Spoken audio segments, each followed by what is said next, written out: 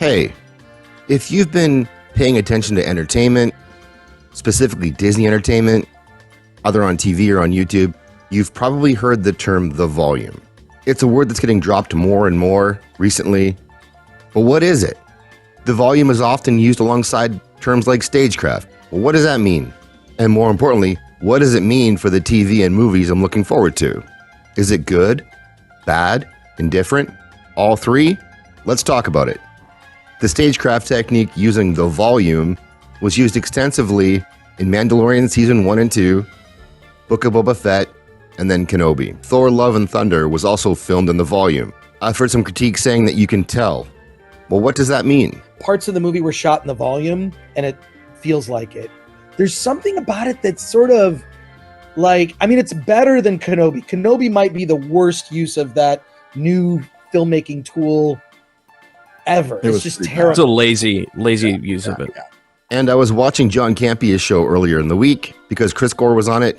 I don't normally watch Campia, nothing against him, but just don't watch his stuff. And he talked about how Percy Jackson was going to be filmed in the volume. So let's start there. In Obi-Wan, the use of the volume became rather obvious, and they suggest to the detriment of the show. Yeah, that's about right. It also creates unintentional comedy. I would disagree on this level. The volume is simply a tool. I'm just going to let this tool comment hang there for a minute. I can't believe I'm about to say this. I never thought I would say this in my entire online career. But look closely at Tobey Maguire's dick. I would say what was to the detriment of Obi-Wan I can't. was not just the writing of it per se, but the visualization of what they wanted that show to be. All the volume then does is it, as a piece of technology, tries to deliver the things you are visualizing. Mr. Campy would make a great politician. Okay, so this is the volume. This is what he's talking about. The volume is basically a soundstage that's run by ILM under their brand Stagecraft. It's a super cool technology, but it can be super limiting. And so Campia goes on to talk about how it's an issue of how it's used by the people in charge of cinematography and directing. And he would know more than me, I suppose, but I would say that it's not just that, it's a decision that's made by the company as to where they're going to shoot their product. And so I would say it's more of a box with a circle inside it that's a stage than really a tool. Because a tool is something that generally you can choose to use or use something else. But with the volume in Stagecraft, there's no choice. It can look like your characters are anywhere, but they're really on a small stage. And you can change the backdrop, but it's always a circle. Remember that. But if you need more than one actor to move through that space, it gets silly fast. And so what you get is scenes like this from Kenobi, the one that launched 1,000 memes. The chase starts in a circle, and that's because the actors can't gain or lose any distance between each other, because there's no distance to gain.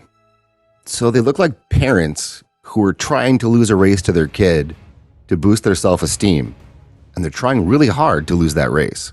And if they're going to keep with this, then they may want to consider hiring mimes instead of actors. And to compare, yes, green screen has limits, but you can increase the size of the stage for a green screen, and characters could actually run. And it doesn't always have to be a circle. Heck, you know what? You could probably shoot that scene outside. If you watch Kenobi, you might remember this chase scene. Made extra awkward because both Kenobi and Leia had to move through the same small circle space, but you couldn't have Kenobi catch Leia. So you try some creative camera angle tricks, but Kenobi comes out a joke. It's not the end of the world, but it's not a good look for your hero. And some of my favorite content creators have already taken a whack at this one, so I'll let them do it. So now he's got to escape, but there's a frickin' laser fence. Oh, those are hard to get around. They are, except for this one, which is very easy to walk around. Oh, well, good. Yeah, so they panic for a second trying to get through, but then Obi-Wan realizes he can shoot the control panel and get through. Why didn't he just walk around? Well, this is much more exciting, sir. I don't know, man, just walk around the hill. What? How could have walked around it? But it gets even dumber. With all the stormtroopers taken out, Obi-Wan runs up to the checkpoint, which is made of powerful lasers, and he can't quite figure out how to shut them off, so he decides to shoot the controls and hope that it will deactivate the lasers. Now, I want you to take a very close look at this image right here and tell me, what do you think Obi-Wan should have done? Now, it might make sense for Obi-Wan to want to disable these lasers if he had intended on using the vehicle, but he doesn't. To be fair, bringing the truck through wasn't the volume's fault. No, there was a scripted reason for that. Not a good reason, but a scripted reason. And what possible reason could they have? I'm gonna have to circle back to that. So I'm gonna guess that the reason that he didn't go around the laser fence was because there is no around the laser fence. And they also couldn't go over it because there is no over it. It's a curved LED screen, and I'm going to posit that these are the edges of that screen. And once you can recognize it, you start seeing it everywhere. Scenes like the ones I've reviewed here, the 3 I chose to look over, do they ruin a show? Of course not. And here's the thing about entertainment, or at least my point of view on it. Characters can save a show. They can save a plot, they can fix a story, to an extent.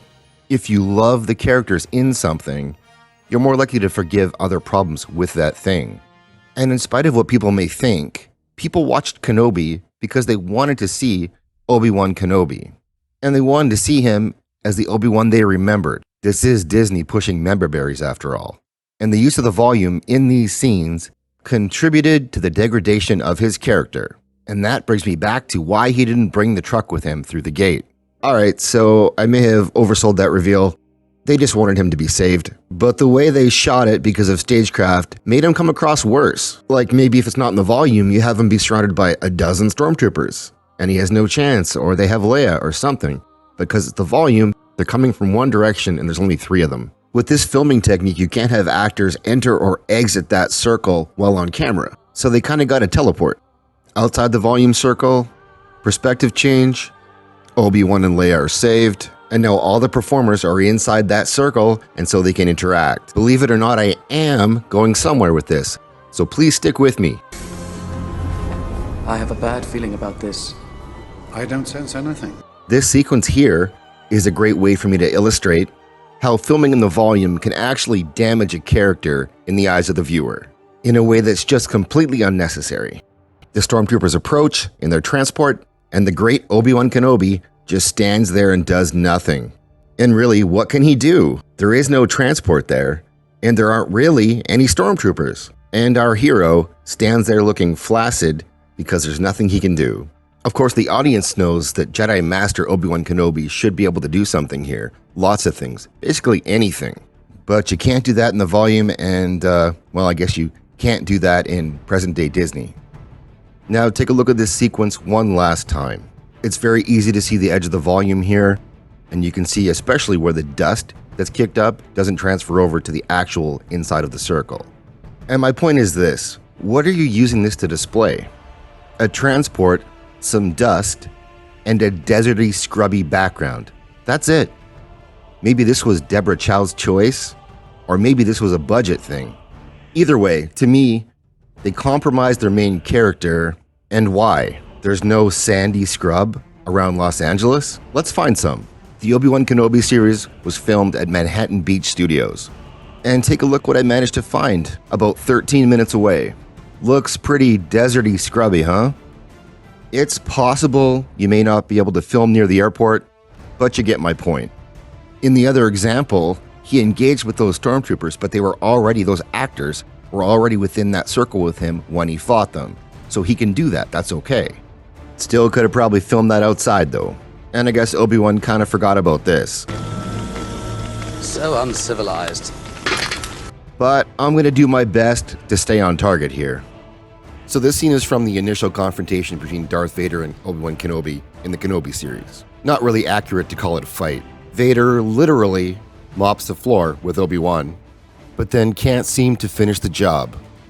Lots of people wondering why the stormtroopers didn't just go around, or why Darth Vader didn't put out the fire again since he's only 6 feet away and he put it out last time.